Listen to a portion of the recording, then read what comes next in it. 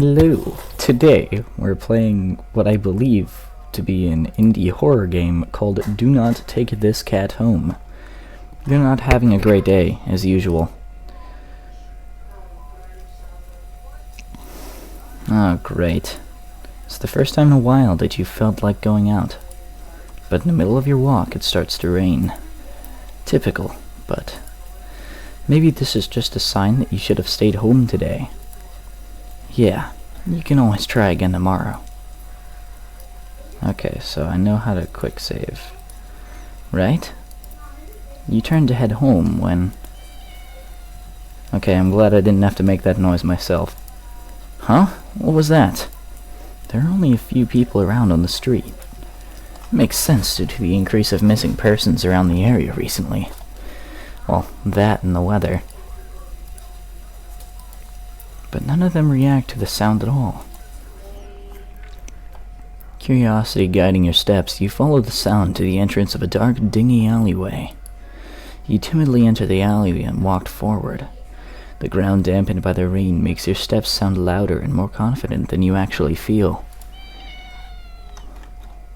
Hey, didn't do it twice, it was lies. Finally, the sound source comes into view in the cold, dim lights of the alley. At the end of the alley, in a big cardboard box, is a cat. That is adorable. I kinda feel like I shouldn't... I'm gonna disregard the name. Huh. Guess that should have been obvious. It's an interesting looking cat. Its pretty yellow eyes shine like gold among the dark sea of its black fur. It puts its paws up on the edge of the box and looks up at you.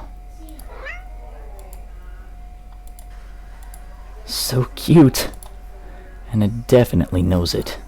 You've never had much of an opinion one way or another about cats before, but if they're all like this one, it's a shock they haven't already found a way to rule the world.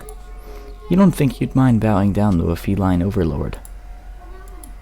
You look around the alley with a small frown. Who leaves cats in cardboard boxes these days anyways? Wouldn't they just jump out and leave the box eventually? The cat doesn't answer you. Obviously. It also doesn't do as you suggest and leave the box. It's just looking at you, as if waiting for you to make the next move.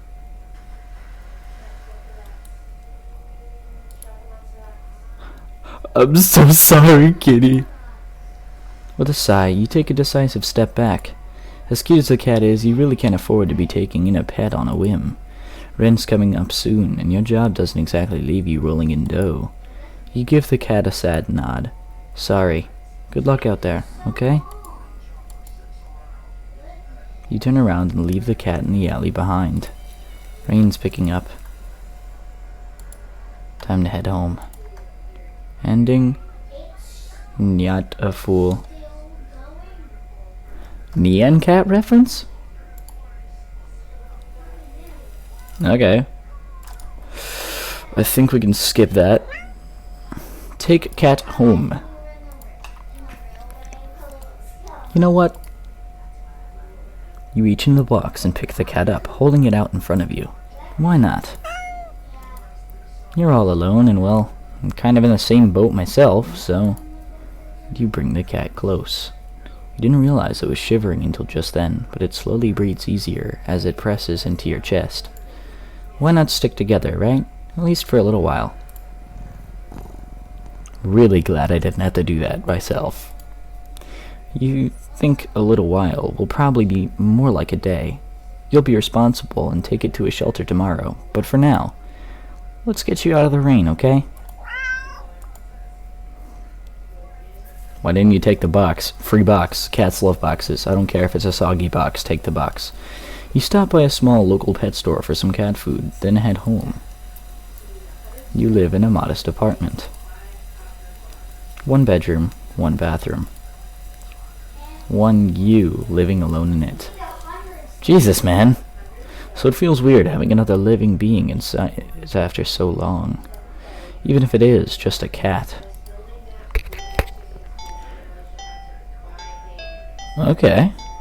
After locking the front door and placing the cat on the floor. Hey, we got some bars being spit too. You watch for a moment as it curiously explores the new environment. Leaving the feline to its own devices, you set about making the both of you some dinner. You take out the can of cat food and open it with the tab on top. You put some cat food on a saucer and click your tongue to call the cat over to you. It perks up at your beckoning and rushes over. It looks at the plate of food and completely ignores it. Not hungry, I guess. You try not to let it annoy you. The cat doesn't understand the concept of money to appreciate that you spend your hard-earned cash on it. It's just a cat after all. I'll just leave it here if you get hungry later, okay? The cat rubs its body against your legs with a purr. You smile. That's enough of a thanks for you. It follows you into the kitchen as you start on your own dinner. You decide that you have enough ingredients for a sandwich. Bread toasted, mayo and mustard spread, turkey and cheese and lettuce perfectly placed, tomato sliced. Ow! You wince as you cut your finger on the knife while slicing a tomato. Stupid. You feel a little embarrassed for such a blunder and sigh, tossing the knife onto the cutting board. You're about to head to the bathroom for a bandage when the cat hops up onto the counter. It sniffs at the knife and meows almost pointedly at you. Don't worry, I'm alright. It was just an... You watch as the cat starts to lick lightly but enthusiastically at the blood on the knife. At your blood. You're so shocked that by the time you come to your senses, the knife has been completely licked clean. The cat sits back, staring at you. You feel a little uneasy. Sure, cats are meat-eating predators, but that was a little weird. Right? Sure, you're no cat expert, but that was definitely not something an ordinary cat would do. Right? Well, regardless, you're not about to abandon a cat in need while it's still raining outside. Not after all your efforts. You were going to take it to the shelter tomorrow anyway. What's one night of awkwardness? Weird or not, it's just a cat. The rest of the evening, unfortunately, goes downhill from there.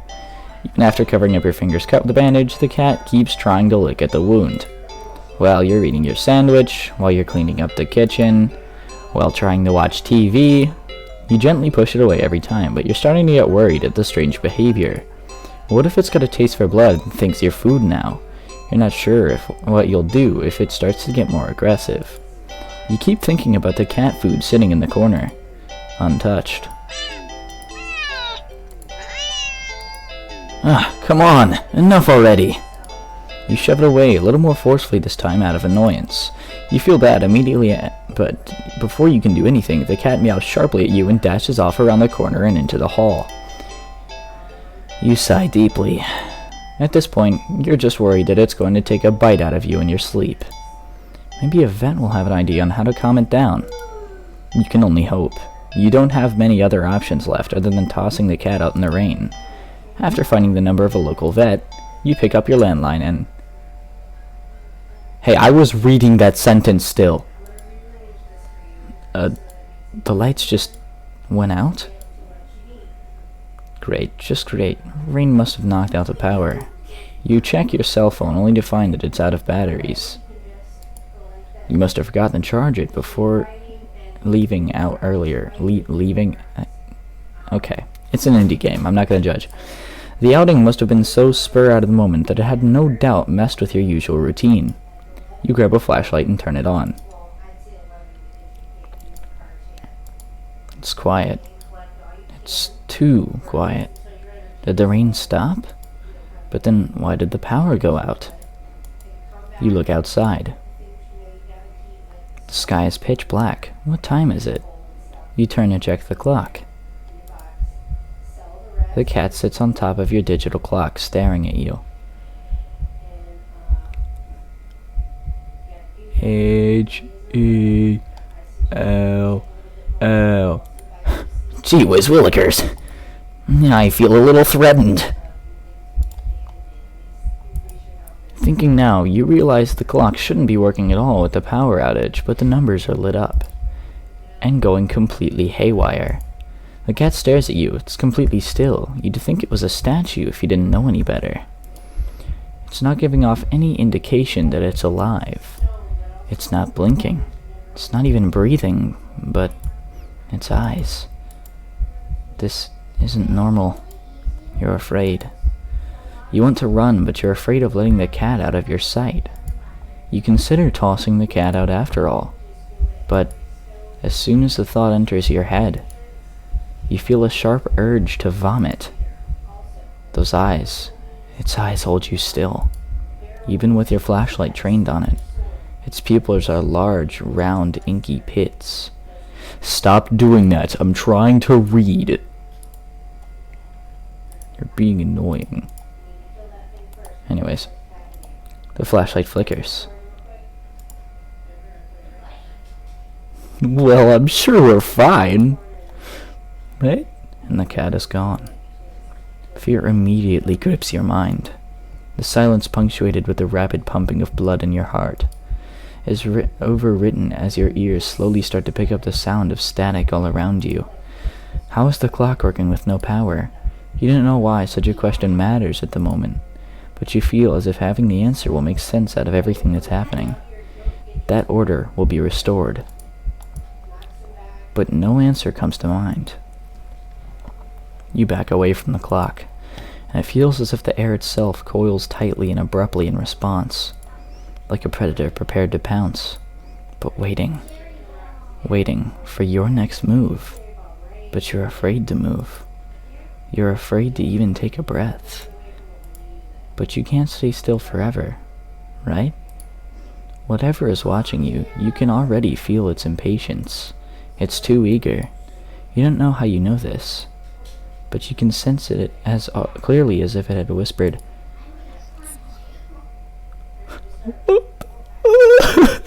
"What the heck?" Right into your ear. Right into your soul. I have no soul. It won't let you wait it out. Not that you could, even if it did. You can't stay here. You have to run. With this thought, a sudden primal instinct awakens within you, making you tear yourself into a hasty burst of movement, of action. But you're still weak from the fear's grip on your mind. Your legs tangle together under you in your haste, and you fall to the ground. Ooh, ow. I did not like that sound. A sharp pain explodes in the center of your foot. At first you think you've broken your ankle, but something warm and wet trickles down the length of your foot, pooling underneath it. You hear the sound of metal scraping on tiles after skidding across the floor, as if it had been kicked.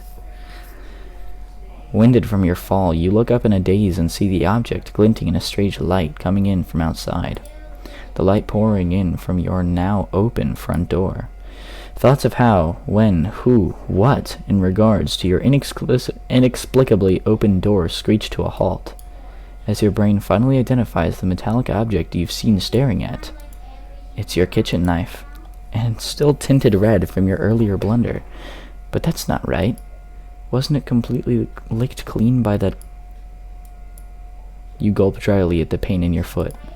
You barely have time to wonder how the knife ended up on your living room floor to be stepped on, instead of resting on your cutting board in the kitchen where you'd left it. When you spy something in the darkness just beyond the knife, it spies right back at you. A pair of glowing golden eyes come forward as the cat emerges from the shadows into the light of your doorway. It pads lightly over to the knife as if skipping in delight, and bends down to lap at the blood dripping from the blade. Ah. Your senses slowly begin to overwhelm you, the chill of the air as it starts to suffocate you under its weight. The sound of your shaky breaths discordant against the static now piercing your skull, the dryness of your tongue spreading to your throat. The incomprehensible sight of the stray you'd taken in, licking away at your kitchen knife, once again completely clean. The scent of blood from the fresh wound on your foot. Blood? Golden eyes slide up to you as if in response to your sudden realization. Blood. You're hurt. Your foot is bleeding. You're bleeding. You're bleeding. The cat barely moves, shoulders twitching as if just considering the act of pouncing forward. but you're already on your feet and out the door. You run, or rather limp, down the empty street. The sky is black and bleeding red, but there's a strange light emitting from nowhere that casts everything else in white. The houses, the trees, the road, even you. Everything. Except your blood. You just barely glimpse the bloody imprints your injured foot leaves in your wake with every impact it makes with the ground. It hurts. It hurts. But you can't stop. You don't stop. Not even when the shadows grow around you. Not even when you feel the gaze of eyes all over you. Not when the road ahead of you is darkened by a long shadow of something behind you. Even then, you don't stop running, because if that's the cat right there ahead of you, then what in the world is behind you? So I don't know if getting an ending and then loading back your save will take the ending away, so I'm just, every time I get an ending, I'm just gonna skip back to the options. I don't know what the point of quick saving is anymore then, but, you know, I don't. Actually, hold on.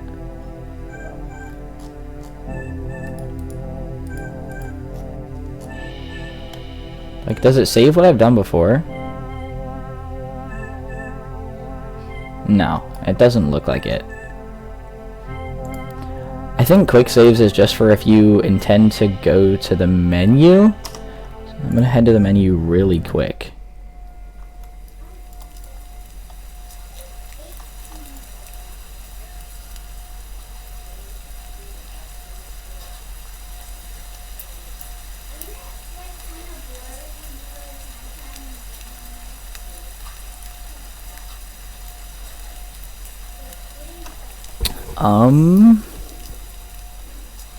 I don't know.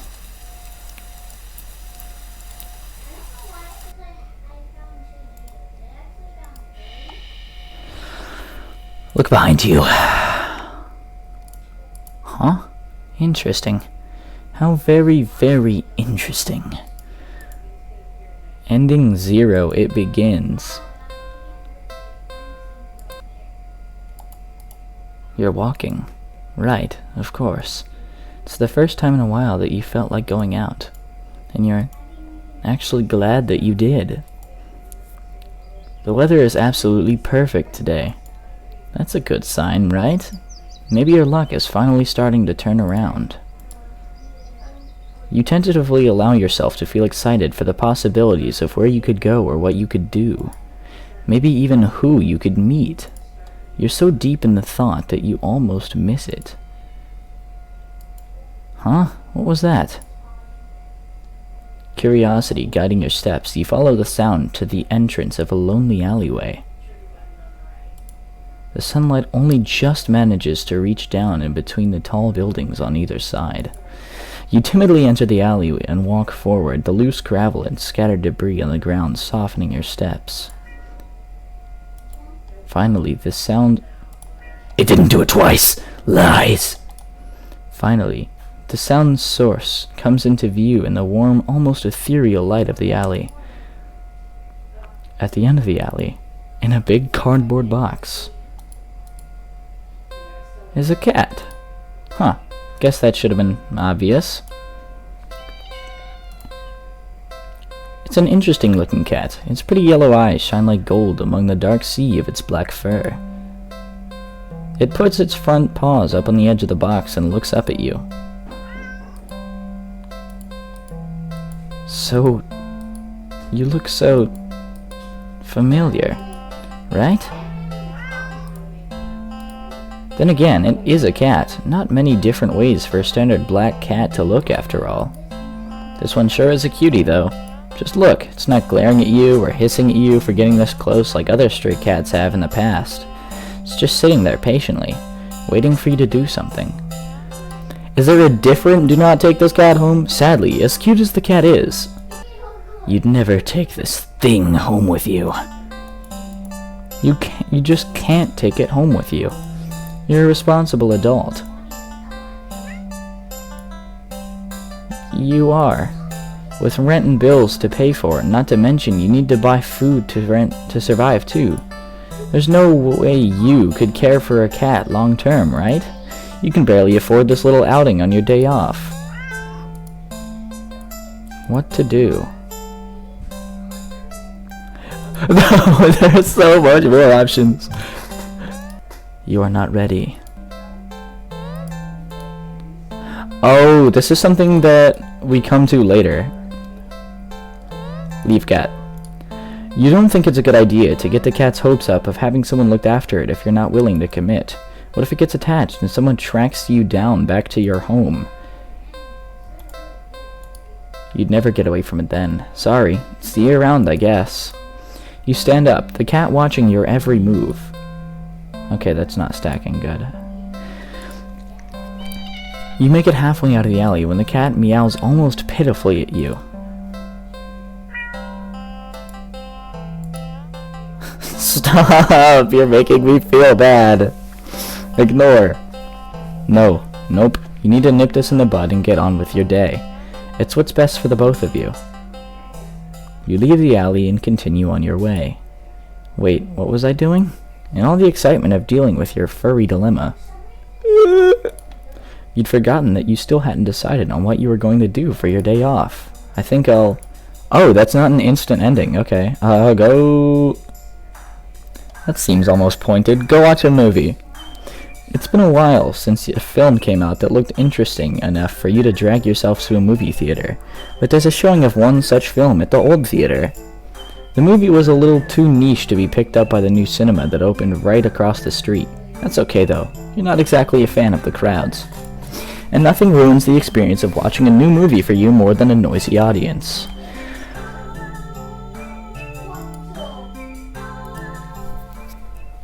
You eagerly buy your ticket from the kind old man in the booth and head inside.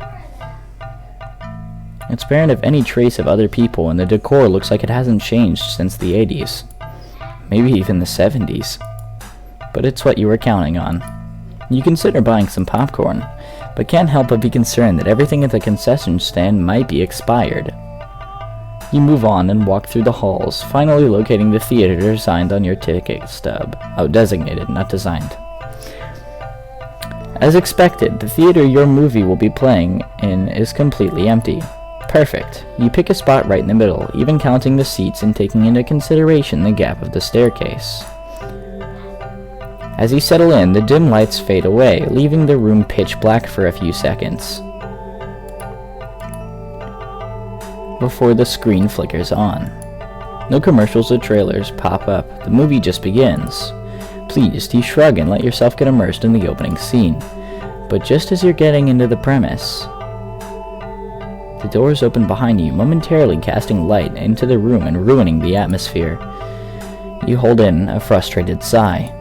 It's a public establishment. Cut. It's a public establishment after all.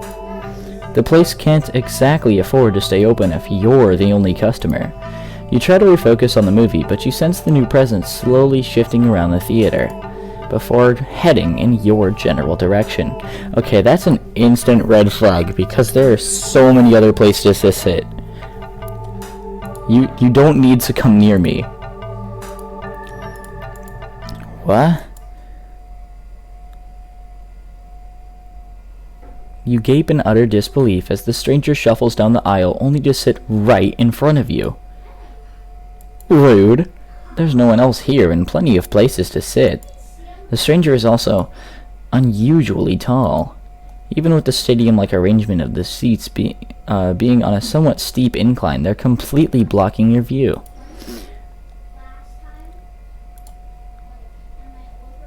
Let's not be mean. You don't want to risk escalating the situation further. This whole thing is already making you uneasy. Why would they choose to sit right in front of you? Surely they know you wouldn't be able to see past them. Shaking your head with a passive-aggressive scoff in the stranger's direction, you reluctantly pick another, less perfect seat in the theater. But as you settle down, you see the strange person get up, only to once again sit down in the seat directly in front of you. Okay, that looks like in front and to the right, so I don't know if they're just not, if like they're going in a weird direction, Or like, what's your... That's not directly in front of me. Anyways.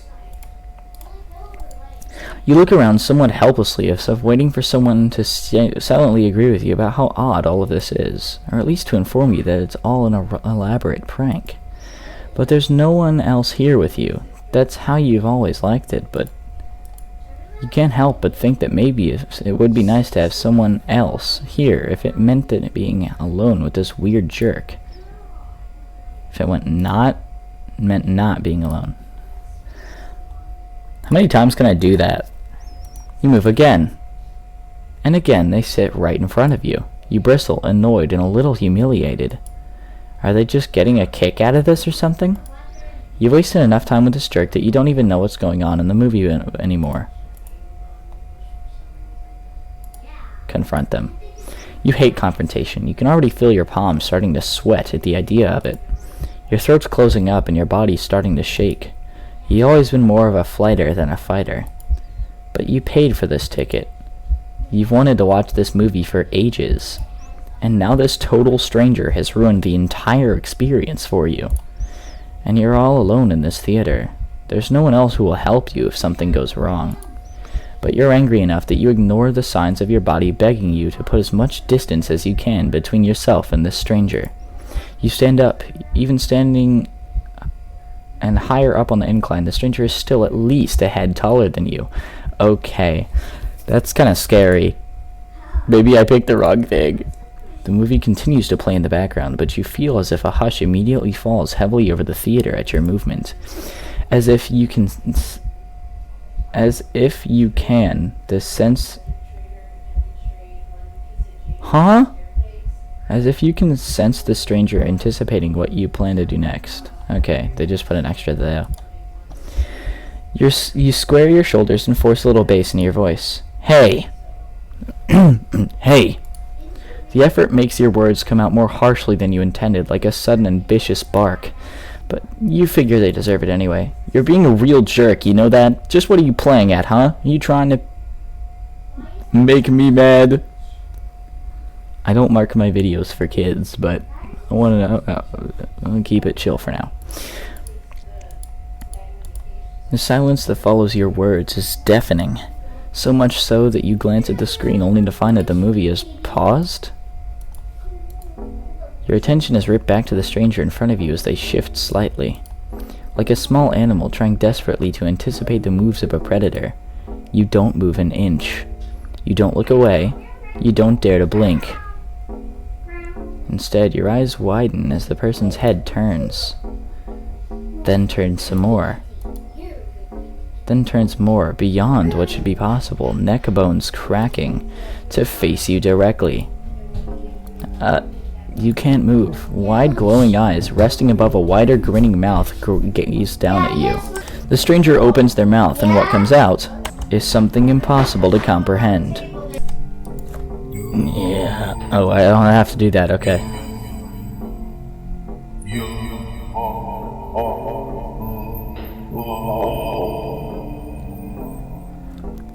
Okay, I want to pause for a second and just pay my respects to the person who had to make that noise. What the heck? The voice is endlessly deep and creaks like a weighty door, foreboding and oddly melodic. Alluring. Okay, I'm not gay. Don't say that. Like, I know that's not what that means, but come on. But it also snaps you out of your terrified trance, and before you know it, you're already out the door. You run through the halls of the empty theater, heading for the exit. You feel something watching you from behind, but you're too afraid to look. No, I'm not. Look back. The exit now in sight, you sprint forward and burst through the doors. You look around frantically and spot the crowded cinema across the street. People, that's what you need. Safety in numbers and all of that. Without thinking, you rush into the street when a sinking sensation crawls down your spine, compelling you to look behind you. Wait. It told me not to. I like doing things that I'm told not to. Despite your resistance, you feel your head turning to look back of its own accord. While in the middle of the street, You catch a glimpse of a grotesque-looking person standing behind the glass doors of the old theater, watching you intensely, cradling something in their arms. Something familiar. But...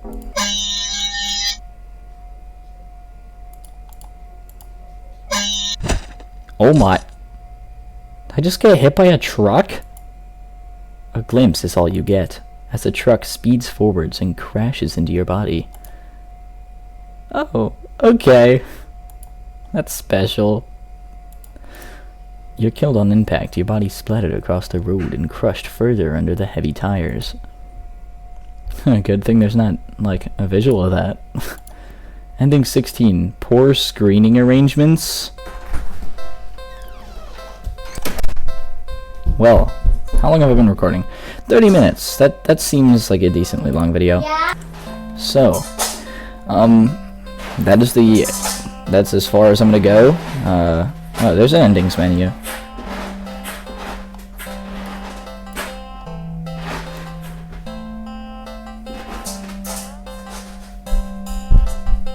Okay, but those are the only ones that it says I've gotten. Maybe the other ones don't count. It was like a tutorial. Oh, that's not what I meant to do. That's not what I wanted to do. No. You can't make me. Actually, what if I quick load? Okay, yeah. So, that was Do Not Take This Cat Home. I've gotten apparently only 2 endings. I don't know why that's what it considers it as. But, I hope you enjoyed. If you want to see more, like, comment part 2. And as always, I will see you